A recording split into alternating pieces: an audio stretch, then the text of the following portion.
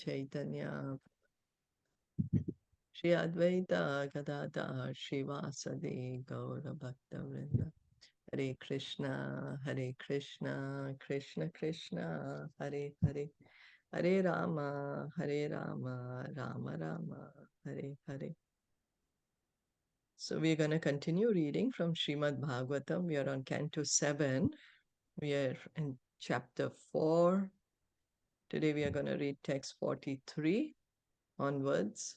So we had been reading that how Prahlad Maharaj was pure devotee, although his father is a demon, and he has all the divine qualities. He is such amazing, beautiful qualities, and that he was feeling the ecstatic symptoms in his love for Krishna. He was always remembering Krishna, and he would have so much ecstasy. He would sometimes, just like a child is happy when he sees the mother coming, so he would laugh.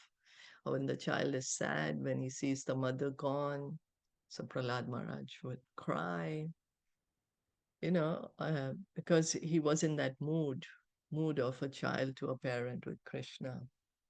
And there was so much love that there would be tears falling from his eyes. His hairs would stand on end.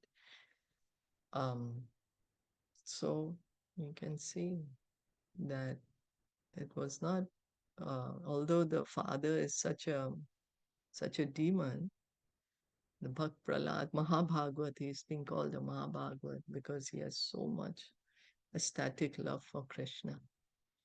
So we continue reading. Tasmin Mahabhagavate Tasmin Mahabhagavate Mahabhage Mahatmani Mahabhage Mahatmani Hiraṇyakaśipu Rajan Hiraṇyakaśipu Rajan Akarod Agam Atmaje. Akarod Agam Atmaje. Translation and purport by His Divine Grace, A.C. Bhaktivedanta Swami Srila Prabhupada. My dear King Yudhishthir, the demon Hiraṇyakaśipu tormented this exalted, fortunate devotee, although Prahlad was his own son. When a demon like Hiraṇyakaśipu, despite his elevated position due to severe austerities, begins to tease a devotee, he begins falling down, and the results of his austerities dwindle. One who oppresses a pure devotee loses all the results of his austerities, penances, and pious activities. So Narad Muni is saying to Yudhishthir that Prahlad, such a great devotee, Mahabhagavat, and Hiraṇyakaśipu is torturing him, tormenting him. And because of this offense to a pure devotee, Hiraṇyakaśipu, he had a lot of credit, no, because of his austerity, his penance, he had so much power. So gradually, that started getting less because he is offensive to a devotee. Since Hiraṇyakaśipu was now inclined to chastise his most exalted devotee son, Prahlad Maharaj, his opulences began dwindling. Offense to a devotee, we heard that Krishna does not take it lightly. Lord Chaitanya calls it the mad elephant offense, because a mad elephant, it enters the garden, it completely destroys the garden. So offense to the devotee, it disrupts our devotional life, disrupts our devotional creeper. And then we need to take forgiveness from the devotee that we have offended, because Krishna doesn't take it lightly. Shri Yudhishthira Vacha Shri Yudhishthira Vacha Devarsha etad ichamo Devasya etad ichchamo Veditam tava suvrata Veditam tava suvrata Yad Atma Jaya Shuddhaya Yat Atmajaya Shuddhaya Pitadat Sadhavehi Agam Pitada Sadhavehi Agam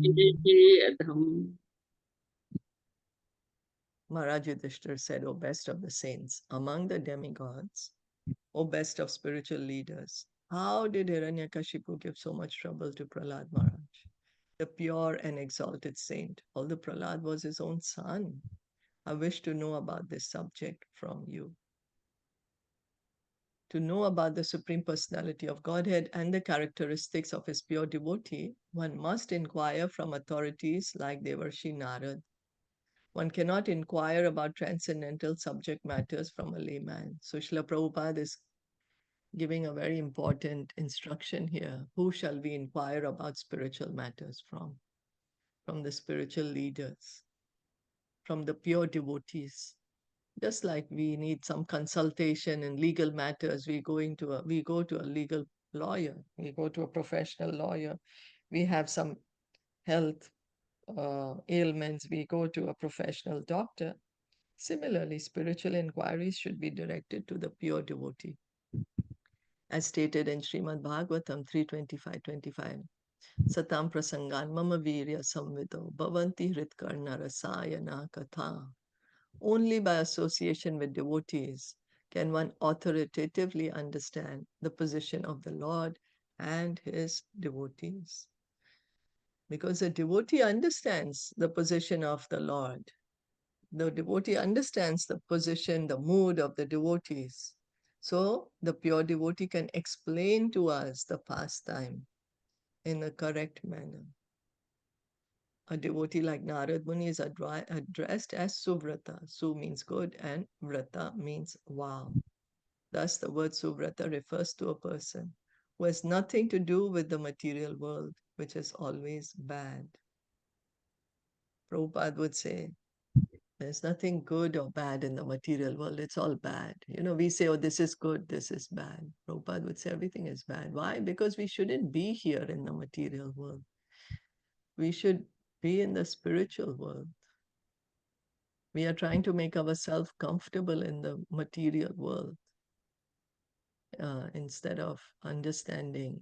We are not able to understand that we shouldn't be here in the first place. So one cannot understand anything spiritual from a materialistic scholar puffed up with academic knowledge. So one may have a lot of knowledge, but he may not have devotion. And then he may not be able to understand the purpose of the Vedas. Vedas sarver aham eva vedyo, Krishna says in Bhagavad Gita, chapter 15, that by all the Vedas, he is to be known. And that's why we are always advised to hear from the devotees. As stated in Bhagavad Gita 18:55, Bhaktya mam abhijanati. One must try to understand Krishna by devotional service and from a devotee. We cannot use our limited material mind to understand Krishna. We need to hear about Krishna from Bhagavad Gita, from Srimad Bhagavatam, from the devotees. It's if we just use our mind to imagine God must be like this or should be like this, then that is just our mind and that's our assumptions.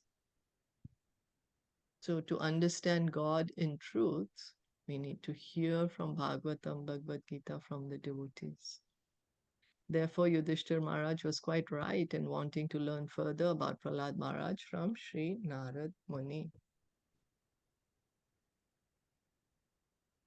Putran vipratikulan swan. Putran vipratikulan swam. Pitara putra vatsala. Pitara putra vatsala.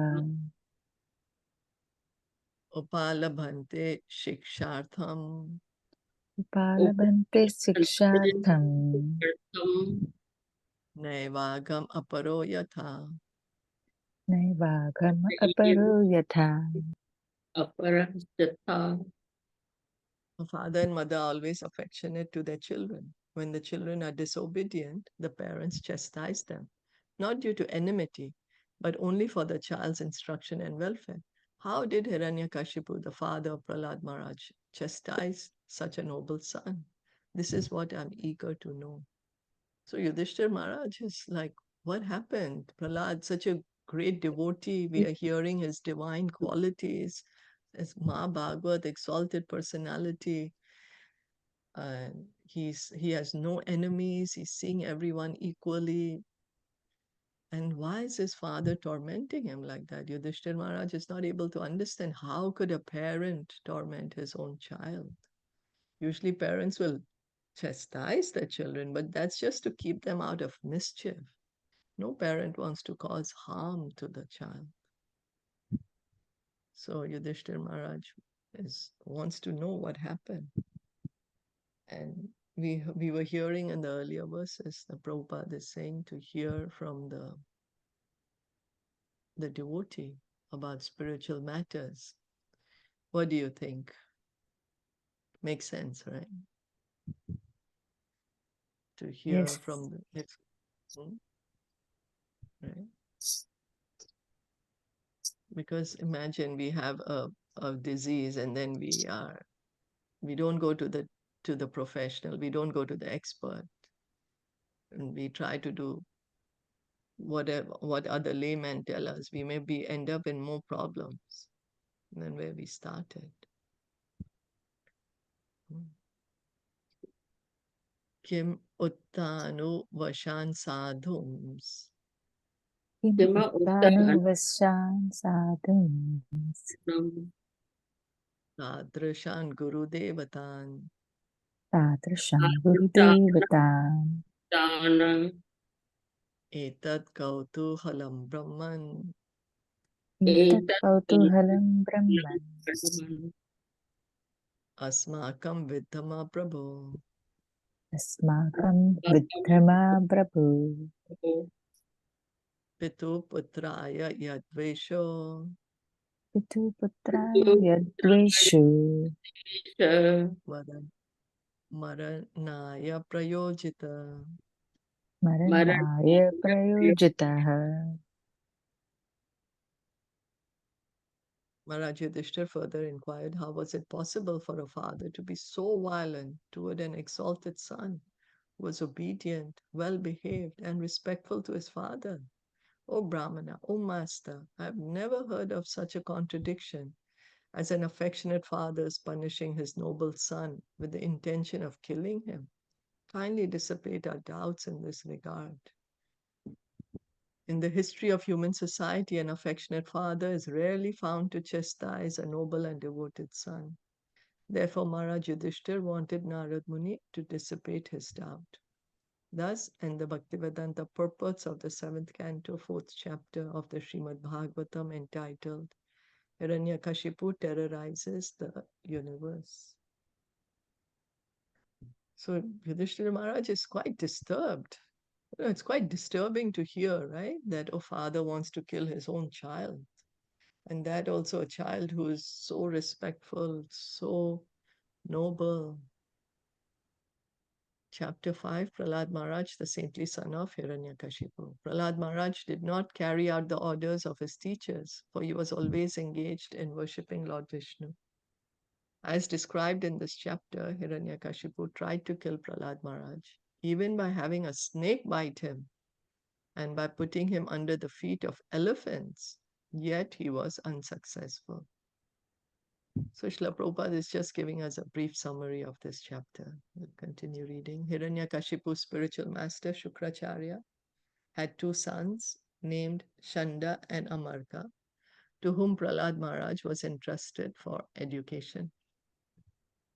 Although the teachers tried to educate the boy Prahlad in politics, economics, and other material activities, he did not care for their instructions.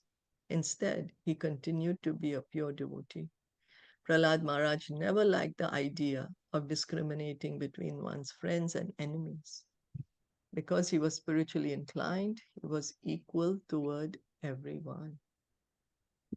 Once upon a time, Hiraṇyakashipu inquired from his son what the best thing was that he had learned from his teachers. Prahlad Maharaj replied that a man engrossed in the material consciousness of duality thinking, this is mine and that belongs to my enemy, should give up his householder life and go to the forest to worship the Supreme Lord. When Hiranyakashipu heard from his son about devotional service, he decided that the small boy had been polluted by some friend in school. Thus, he advised the teachers to take care of the boy so that he would not become a Krishna conscious devotee. However, when the teachers inquired from Prahlad Maharaj why he was going against their teachings, Prahlad Maharaj taught the teachers that the mentality of ownership is false and that he was therefore trying to become an unalloyed devotee of Lord Vishnu. The teachers, being very angry at this answer, chastised and threatened the boy with many fearful conditions. They taught him to the best of their ability and then brought him before his father. Hiraṇyakashipu affectionately took his son Prahlad on his lap and then inquired from him what the best thing was that he had learned from his teachers. As usual, Prahlad Maharaj began praising the 9 processes of devotional service, such as Shravanam and Kirtanam. Thus, the king of the demons, Hiraṇyakashipu, being extremely angry, chastised the teachers, Shanda and Amark, for having wrongly trained Prahlad Maharaj. The so-called teachers informed the king that Prahlad Maharaj was automatically a devotee and did not listen to their instructions. When they proved themselves innocent, Hiranyakashipu inquired from Prahlad where he had learnt Vishnu Bhakti. Prahlad Maharaj replied that those who are attached to family life do not develop Krishna consciousness, either personally or collectively. Instead, they suffer repeated birth and death in this material world and continue simply chewing the chewed. Prahlad explained that the duty of every man is to take shelter of a pure devotee and thus become eligible to understand Krishna consciousness. So it's beautiful teachings, and we are going to hear more in detail. Enraged at this answer, Hiranyakashipu threw Prahlad Maharaj from his lap, since Prahlad was so treacherous that he had become a devotee of Vishnu, who had killed his uncle Hiranyaksha. Hiranyakashipu asked his assistants to kill him. The assistants of Hiranyakashipu struck Prahlad with sharp weapons, threw him under the feet of elephants, subjected him to hellish conditions, threw him from the peak of a mountain, and tried to kill him in thousands of other ways, but they were unsuccessful. Hiranyakashipu, therefore, became increasingly afraid of his son Prahlad Maharaj and arrested him. The sons of Hiranyakashipu's spiritual master, Shukracharya, began teaching Prahlad in their own way, but Prahlad Maharaj did not accept the instructions. While the teachers were absent from the classroom, Prahlad Maharaj began to preach Krishna consciousness in the school. And by his instructions, all his class friends, the sons of the demons, became devotees like him. So we can see Prahlad Maharaj, a pure devotee, how he is being tortured by his father, by his teachers, but he is still engaged in devotional service. Nothing material can stop devotional service. And here Prahlad Maharaj is proving it because he's Mahabhagavat. He has that love for Krishna.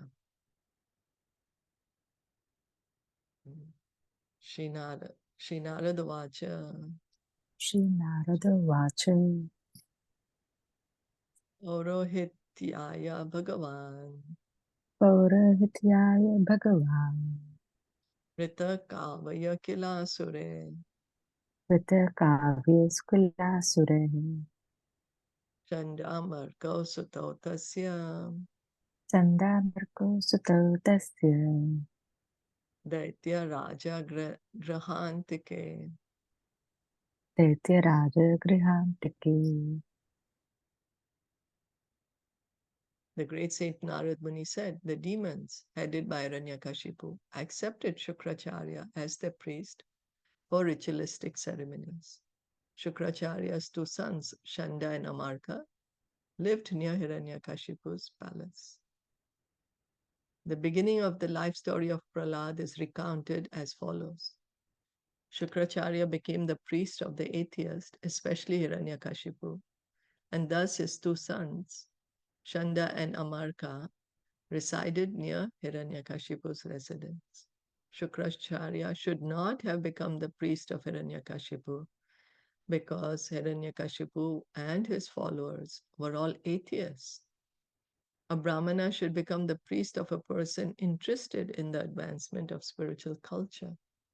The very name Shukracharya, however, indicates a person interested in obtaining benefits for his sons and descendants, regardless of how the money comes. A real Brahmana would not become a priest for atheistic men. So Prabhupada is explaining here.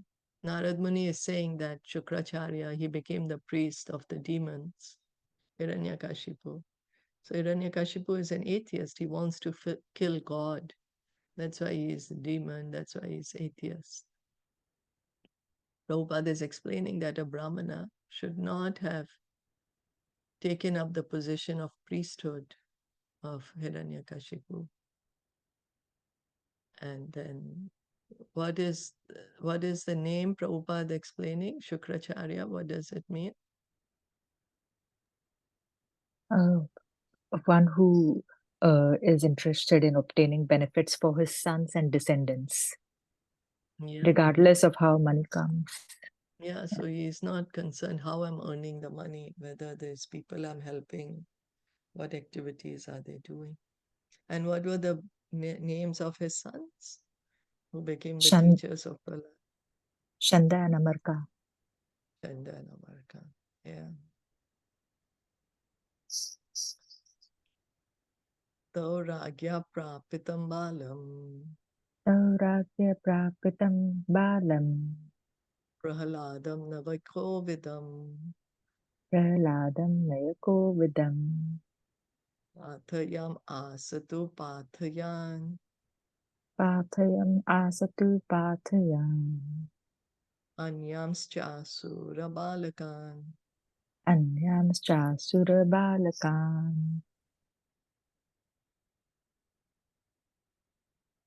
Prahlad Maharaj was already educated in devotional life, but when his father sent him to those two sons of Shukracharya to be educated, they accepted him at their school along with the other sons of the Asuras. So they didn't know Prahlad Maharaj is already a pure devotee. They've said, okay, now they're like, okay, it's time for you to go to study, go to school, but the teachers are demons. Yat tatra guruna proktam Yat tatra guruna proktam shushruve nupapatha cha Shashruve anupapatha cha na sadhu manasa mene na sadhu manasa mene swaparasat graha ashrayam. swapara sadgraha ashrayam. Prahlad certainly heard and recited the topics of politics and economics taught by the teachers, but he understood that political philosophy involves considering someone a friend and someone else an enemy, and thus he did not like it. Because Prahlad Maharaj, he looked at everyone equally. He's a Mahabhagavat. He did not discriminate, this is my friend or this is my enemy. Politics involves accepting one group of men as enemies and another group as friends. Everything in politics is based on this philosophy, and the entire world, especially at the present, is engrossed in it. The public is concerned with friendly countries and friendly groups, or enemy countries and enemy groups. But as stated in Bhagavad Gita, a learned person does not make distinctions between enemies and friends. Devotees, especially, do not create friends and enemies. So one may say, oh, well, but devotees, like, how come at least they should have friends?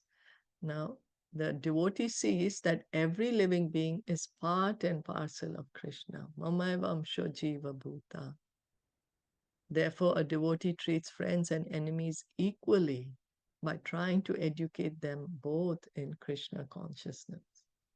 So, a devotee sees everyone equally as part and parcel of Krishna, not discriminating between friend and enemy. That's how Prahlad Maharaj saw everyone.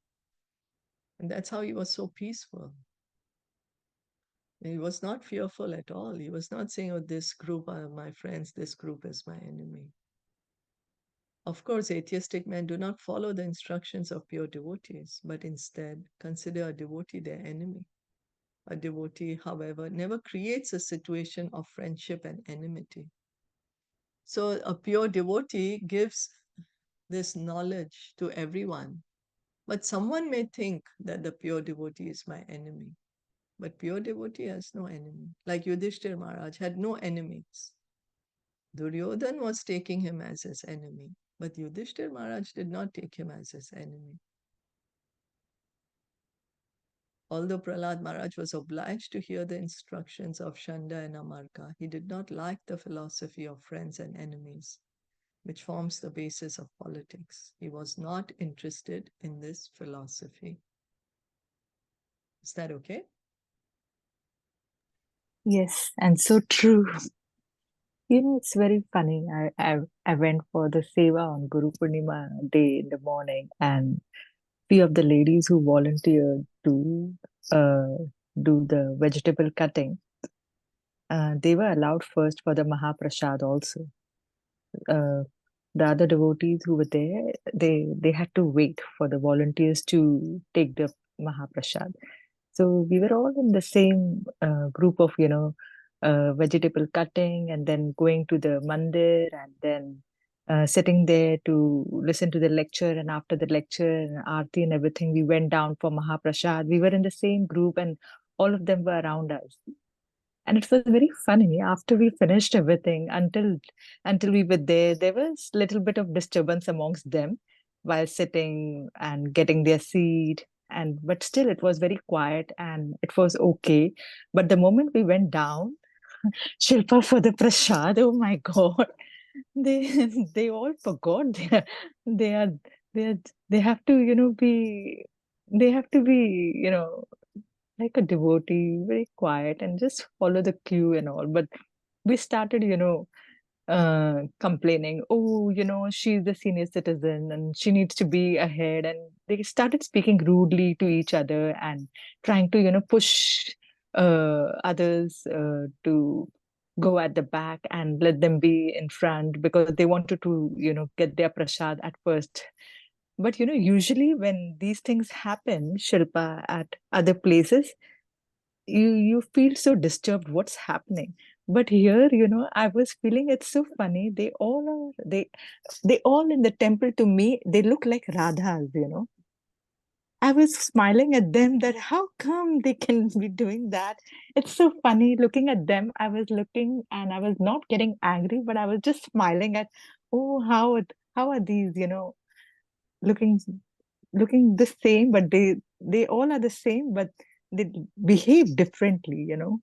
But they still looked like cute, and I didn't feel like, oh, they're not behaving rightly. I didn't feel that way. I don't know why. That time in the temple I was feeling like it's really sweet. I felt it was sweet whatever they were doing, but I was feeling it's really sweet. So so when I'm reading this, I'm feeling that it's so true. They all are the same. They all are Krishna devotees. And we have to see everyone equally. But out of the temple, it doesn't really happen. And that's that time when I went out of the temple, I remembered when you said about one of the temples where it's believed to be a place where everyone is in that mood of Krishna consciousness, but out of the temple it just doesn't happen. I don't remember that temple what was that temple, but I remember you mentioning this once that in the temple, in that temple, that mood is completely of uh, being a pure devotee of Krishna. They are all in that mood. So I was like, oh, it's Prabhupada so, would say, yeah, Prabhupada would say the ISKCON temples are Vaikuntha, no? Because yes, that's where Krishna is being yeah, um, yeah, worshipped. Yeah, yes. it's true. When you're in the temple It's very true. atmosphere, Yes, it's easier yes, to very true, be. very true, very true. And the moment I left out of the temple and I was like, let me look for my Uber, and I was like, oh my God, the Uber is not coming. I actually went off that, but I was still smiling, looking at the people who were coming out of the temple, still smiling at them. But I was like, why I'm not able to find my Uber? I had already lost being composed, but I was trying to be always. So trying to stay calm. But yeah, actually, it's so true. The chanting has really helped a lot. And I really felt that every day in the morning, I was trying to recap my day before. What did I do? And I was feeling that chanting has really helped to keep that strength of, being calm and being composed. It has really helped a lot. So it's very So good. important to, yeah, very much, very, very honestly, I want to share this that we have to continue to chant it. I mean, it has really helped me a lot. Thanks to you for guiding us. And it has really helped me a lot. Even this time, it was completely different from mm, my last trip, also. So I could really see every day morning that, yeah, my day before was completely different from what I had been before. It was helping me to stay calm so many times. I was like, I have drawn a boundary to so many things as if, that no, I'm not going to do that. No, I'm not going to behave in that way and let it be. But actually, I was not even letting it be. It was just actually my response was very different, very naturally. So, Mhm. so That's I so was good. like, and it was helping others change also, I felt, surprisingly. I saw many people were also, behaving differently by the time I left. So I was like, wow, that's magical, It's it's just So it's good. it's You just gave them Krishna. your association. That's Yeah. good. It's Instead just of Krishna. taking their Yeah. association, you were giving Yes. them your Yes. association. Yes. That's Just very it good. was just I could see Krishna everywhere. Wow. And while I was leaving, I was still seeing the same. I was like, wow, this is changing. This is just Krishna is magic. Yeah, just magical. Very sweet. Very sweet. I felt very, very sweet. While I was leaving, this was the only word I was thinking of at the airport. He is so sweet. There is sweetness everywhere. Wherever we wherever we try to, keep that, ourselves composed, and this really helps to spread the sweetness, you know. He's very Oh, sweet. Yeah. thank you. Yeah. Thank you. Yes. Thank you so much for sharing your experiences. Thank you. Mm. Hare Krishna. Hare Krishna. Ekadasura Ratputram Ekadasura Rajputram Ankam Aropya Pandava Ankam Aropya Pandava Papracha Kathayatam Vatsa Papracha Kathayatam Vatsa Manyate Sadhu Yad Bhavan. Manyate Sadhu Yad Bhavan. My dear King Yudhishthir, once upon a time, the king of the demons, Hiraṇyakaśipu, took his son Prahlad on his lap and very affectionately inquired, my dear son, please let me know what you think is the best of all the subjects you have studied from your teachers. Happens, no? Your father will ask the child, oh, what did you study today? Tell me. The mother will ask, what did you study? Hiranyakashipu did not ask his young son anything that would be very difficult for him to answer. Instead, he gave the boy a chance to speak plainly about whatever he thought might be best. Prahlad Maharaj, of course, being a perfect devotee, knew everything and could say what the best part of life is. In the Vedas, it is said, Yasmin Vigyate Sarvam evam vigyatam bhavati. If one properly understands God, he can understand any subject matter very nicely. Sometimes we have to challenge big scientists and philosophers, but by the grace of Krishna, we emerge successful. It is impossible, practically speaking, for ordinary men to challenge scientists or philosophers concerning genuine knowledge. But a devotee can challenge them because the best of everything is known to a devotee by the grace of Krishna. So Hiraṇyakaśipu is just asking Prahlad, as we may ask our small children, oh, what did you study today? What do you like? Which subject you like? But Prahlad, he's a pure devotee. So he's speaking from the scriptures. As confirmed in Bhagavad Gita 10.11, Tesham evanukam partham aham ajnana jam tama nashyami atma bhavasto jnana deepena bhasvata. Krishna, who is situated in the core of everyone's heart as the supersoul, dissipates all the ignorance from the heart of a devotee. As a special favor, he enlightens the devotee with all knowledge by putting before him the torch of light.